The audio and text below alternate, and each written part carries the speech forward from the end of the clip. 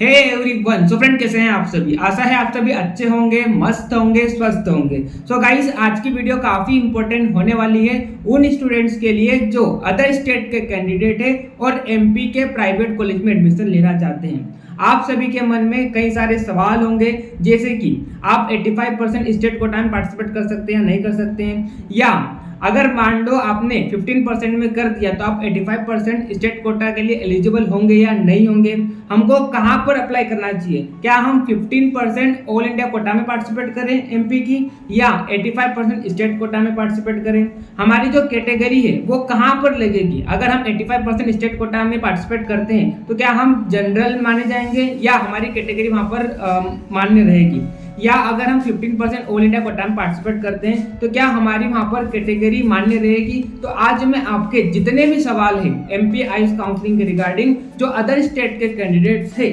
उनके मन में जितने भी सवाल है कि हमको कहां पर अप्लाई करना है, कैसे अप्लाई करना है, तो आज मैं आपको कंप्लीट गाइड करूंगा। देखिए, आपके सामने स्क्रीन पर दिखाई दे रहा है कि मैं किस तरह से एकदम फ्लो चार्ट बनाकर आपके लिए सारी चीजें लेकर आया हूं। ठीक है, तो आज आपके सारे डाउट क्लियर हो जाएंगे। ठीक, तो आप इस वीडियो को एंड तक देखिए। साथ में अगर आपने चैनल को सब्सक्राइब नहीं किया तो चैनल को सब्सक्राइब कर लीजिए, क्योंकि जैसे कि आप सभी ने देखा ही, अगर जिसने फॉलो कर रखा है उनको पता है कि मैं यहाँ पर आयुष काउंसलिंग के रिगार्डिंग आपको राइट इन्फॉर्मेशन देता हूँ और एक भी अपडेट मिस नहीं होगी। तो अगर आपने चैनल को सब्सक्राइब नहीं किया, चैनल को सब्सक्राइब कर दीजिए, वीडियो को लाइक कर दीजिए, क्योंकि इससे ये रहता है कि अगर वीडियो पे लाइक ज्यादा दिखता है तो स्टूडेंट को लगता है कि जेन्युइन चैनल है, बस उसलिए बोल रहा हूँ। ठीक है, और आपके लिए बेनिफिट भी है, अगर आप चैनल को सब्सक्राइब करेंगे तो काउंसलिंग के रिगार्डिंग एक भी अपडेट नहीं छूटेगी। ठीक, तो चलिए टाइम को ज्यादा वेस्ट न करते हुए हम हमारे टॉपिक पर आगे बढ़ते हैं। तो देख सकते हैं आज हम क्या बात करने वाले हैं। आज हम बात करेंगे MP Ayush 15% all India Kota counselling का कंप्लीट प्रोसेस देखेंगे। तो सबसे पहले तो मैं आपका ये डाउट क्लियर कर देता हूं कि क्या आप 85% स्टेट कोटा के लिए एलिजिबल हैं या नहीं है। ठीक है, तो देखिए, जो अदर स्टेट के कैंडिडेट है तो वो क्या कर सकते हैं, एमपी की 15% ऑल इंडिया कोटा में भी पार्टिसिपेट कर सकते हैं और 85% स्टेट कोटा जो होती है उसमें भी पार्टिसिपेट आप कर सकते हो। तो आपका ये डाउट क्लियर हो गया कि मैं दोनों जगह पार्टिसिपेट कर सकता हूँ या नहीं कर सकता हूँ। तो आप 15% में भी कर सकते हैं या 85% में भी आप कर सकते हैं, लेकिन आपको या तो आप क्या करो, 15% में पार्टिसिपेट करो या तो आप 85% पार्टिसिपेट करो, मतलब दोनों में से किसी एक में। ठीक है, या तो आप 15% में अगर मान लो आपने पार्टिसिपेट कर दिया तो आप 85% के लिए इनएलिजिबल रहेंगे, और अगर मान लो आपने 85% स्टेट कोटा में पार्टिसिपेट कर लिया तो आप ऑल इंडिया कोटा के लिए इनएलिजिबल रहेंगे। ठीक है, तो आपका जो डाउट था कि क्या मैं 85% स्टेट कोटा में पार्टिसिपेट कर सकता हूं, तो जी हाँ, आप बिल्कुल कर सकते हैं, लेकिन दोनों में से आप किसी एक ही जगह क्या कर सकते हैं, पार्टिसिपेट कर सकते हैं। ठीक है, तो आपका ये डाउट मैंने क्लियर कर दिया। अब यहाँ पर कई स्टूडेंट ऐसे होते हैं जो 15% ऑल इंडिया कोटा में पार्टिसिपेट कर लेते हैं लेकिन उन्हें कॉलेज नहीं मिलता है। ठीक है, तो अगर आपने मान लो 15% ऑल इंडिया कोटा में पार्टिसिपेट कर लिया और अगर आपको कॉलेज नहीं मिला तो आप फिर 85% स्टेट कोटा में रजिस्ट्रेशन करा सकते हैं। ध्यान से सुनिए, मैंने क्या बोला। मैंने पहला आपका डाउट ये क्लियर किया कि क्या हम एमपी के 85% स्टेट कोटा में पार्टिसिपेट कर सकते हैं, तो आप बिल्कुल कर सकते हो।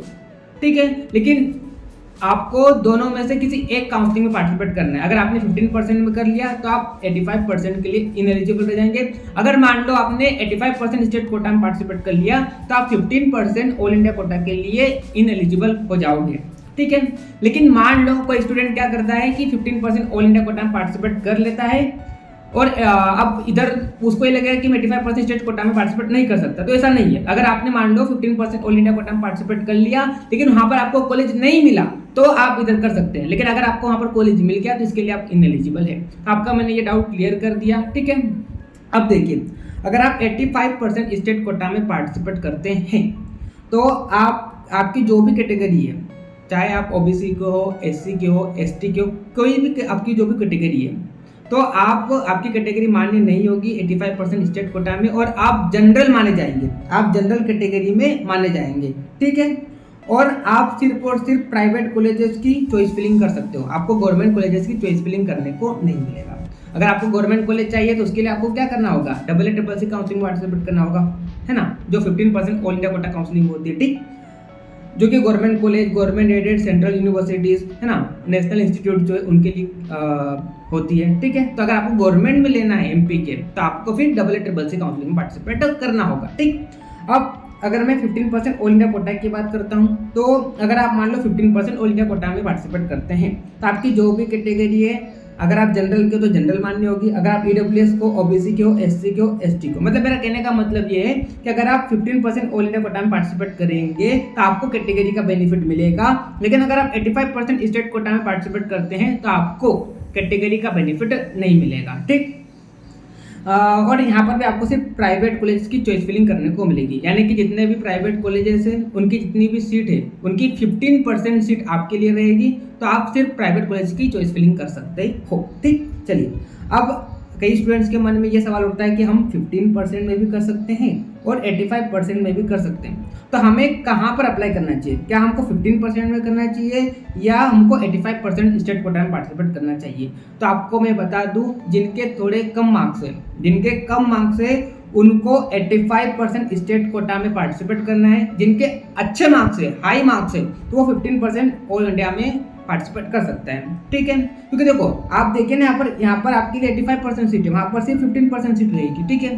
तो अगर आपके मन में ये सवाल है कि मेरे को कहाँ पर अप्लाई करना है, तो जिनके कम मार्क्स है उनको स्टेट कोटा में पार्टिसिपेट करना है, ठीक है।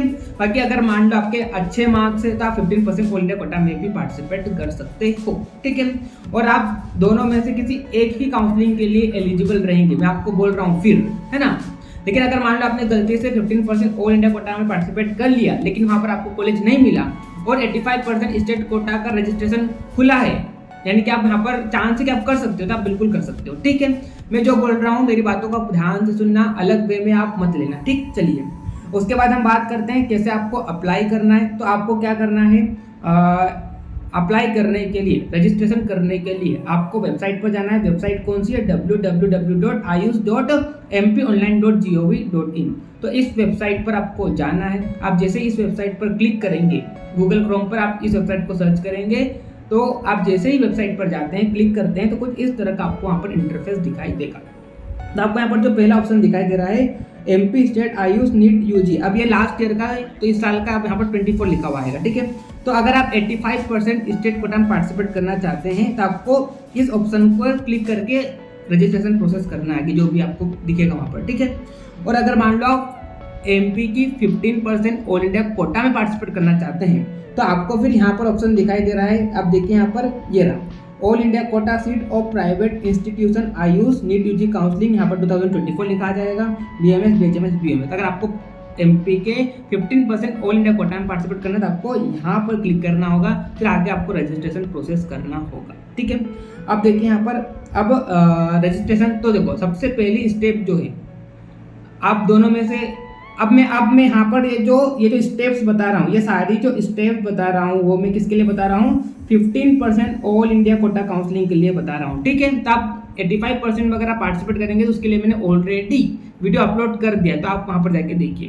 लेकिन ये जो मैं बता रहा हूँ वो 15% ऑल इंडिया कोटा के लिए आपको बता रहा हूँ, ठीक। तो चलिए, तो सबसे पहले आपको क्या करना है? सबसे पहले आपको क्या करना है? रजिस्ट्रेशन करना है, ठीक है।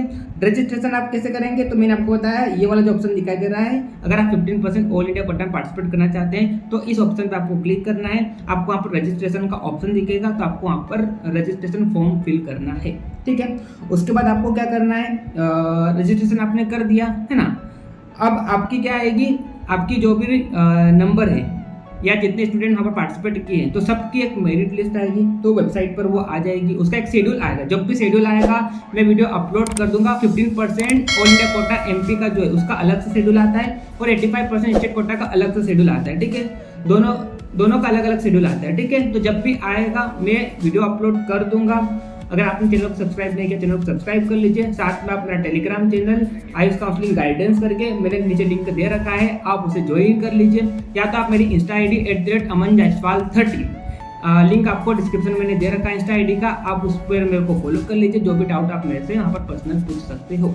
या तो आप मेरी पर्सनल काउंसलिंग गाइडेंस लेना चाहते हैं तो मैंने आयुष काउंसलिंग गाइड करके कोर्स को लॉन्च कर रखा है। उसके लिए आपको आयुर्वेदा विंग्स ऐप डाउनलोड करना है, लिंक आपको मैंने डिस्क्रिप्शन में दे रखा है। तो आप जैसे ही कोर्स को ऐप को डाउनलोड करते हैं वहाँ पर आपको कोर्स मिलेगा आयुष काउंसलिंग गाइड। 1000 रुपये मैंने फीस रख रखी है। आप जैसे वहाँ पर रजिस्ट्रेशन करते हैं आपको मैं कंप्लीट गाइड कर दूंगा, पर्सनल आपको मैं चॉइस फिलिंग बता दूंगा और आपको काउंसलिंग से रिगार्डिंग कोई भी दिक्कत नहीं आएगी अगर आप मेरे से काउंसलिंग कराते हो, पेड काउंसलिंग कराते हो। तो अगर आपको कोई डाउट हो नीचे आपको मेरे स्क्रीन पर नंबर दिखाई दे रहे हैं, इस नंबर पर आप मेरे को कॉन्टैक्ट कर सकते हैं। पेड काउंसलिंग लेने से आपको ये फायदा होगा कि मैं आपको पर्सनली गाइड करूंगा और एक भी इंफॉर्मेशन आपसे मिस नहीं होगी, क्योंकि कई स्टूडेंट ऐसे होते हैं जिनको काउंसलिंग का कोई भी नॉलेज नहीं होता है और उस चक्कर में उनको कॉलेज मिल सकता है लेकिन फिर भी मिस हो जाता है। तो वो आपसे ऐसी गलती ना हो। मैंने लास्ट टाइम कई सारे स्टूडेंट्स को ऐसे देखा था जिनको कॉलेज मिल रहा था लेकिन उनको काउंसलिंग कराते नहीं आ रही थी तो मिस हो गया। ठीक है, तो आपसे ऐसी गलती ना हो तो आप मेरी पेड काउंसलिंग ले सकते हो। ठीक, चलिए तो आप सबकी मेरिट लिस्ट आएगी। स्टेप 3 फिर आपको चॉइस फिलिंग करना है। जितने भी कॉलेजेस पार्टिसिपेट कर रहे हैं तो आपको चॉइस फिलिंग करना है कॉलेजेस की, आपके अकॉर्डिंग आप कर सकते हैं या तो आप मेरे से भी करा सकते हैं। ठीक है, स्टेप 4 आफ्टर जो इसके बाद चॉइस फिलिंग आप कर देंगे तो आपके मार्क्स या रैंक के अकॉर्डिंग आपको कॉलेज अलॉट हो जाएगा। अगर मान लो आपको कॉलेज अलॉट हो जाता है तो आपको फिर क्या करना है, पंडित खुशीलाल आयुर्वेद कॉलेज जो कि भोपाल में सिचुएटेड है, चाहे आपको प्राइवेट मतलब कोई सा भी प्राइवेट कॉलेज मिला हो तो आपको कहाँ पर जाना है, पंडित खुशीलाल आयुर्वेद गवर्नमेंट कॉलेज है जो कि भोपाल में, वहाँ पर आपको जाना है। आपके डॉक्यूमेंट वेरीफाई होंगे, वहाँ पर सारे डॉक्यूमेंट का वेरिफिकेशन होगा। अगर आपके सारे डॉक्यूमेंट सही है, सारे डॉक्यूमेंट्स अप टू डेट है, एकदम सही है, अकॉर्डिंग टू रूल्स है, तो आपको एडमिशन मिल जाएगा, है ना।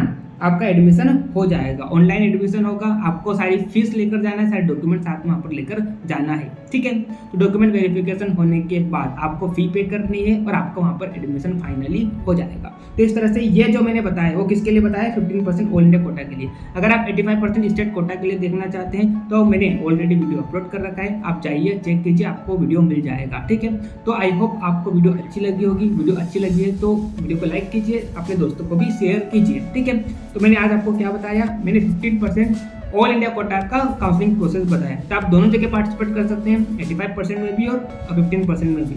लेकिन दोनों में से किसी एक जगह आप क्या कर सकते हैं, पार्टिसिपेट कर सकते हैं। ठीक है, या तो आपने 85% में कर लिया तो आप 15% के लिए इनएलिजिबल रहेंगे। अगर आपने 15% में कर लिया तो 85% के लिए आप इनएलिजिबल रहेंगे।